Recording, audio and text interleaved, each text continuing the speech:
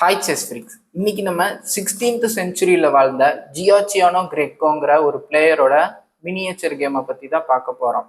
ஜியாச்சியானோ கிரெக்கோ இவர் வந்துட்டு ஒரு இட்டாலியன் மாஸ்டர். இவர் தான் கிரெக்கோ கேம்பிட்டையும் கண்டுபிடிச்சிருக்காரு.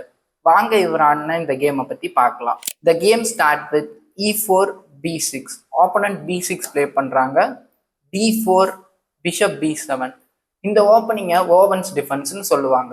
இந்த இடத்துல கிரெக்கோ பிஷப் D3 வச்சு பானை சப்போர்ட் பண்றாரு.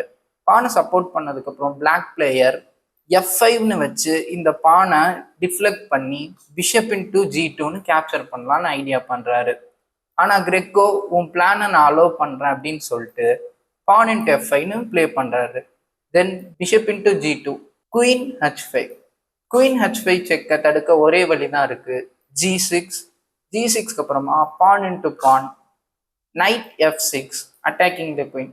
இப்போ இந்த குயினை நகர்த்துவாங்கன்னு எதிர்பார்த்துட்டு பிளாக் பிளேயர் நைட் F6 வச்சிடுறாரு. ஆனால் இந்த இடத்துல பான் இன்டூ H7ன்னு பிளே பண்ணி ஜார்ஜியானோ கிரெக்கோ குயினையும் சாக்ரிஃபைஸ் பண்ணிடுறாரு. நைட் இன்ட்டு குயினுக்கு அப்புறமா பிஷப் G6ன்னு வச்சு செக்மேட்டை டெலிவர் பண்ணுறாரு.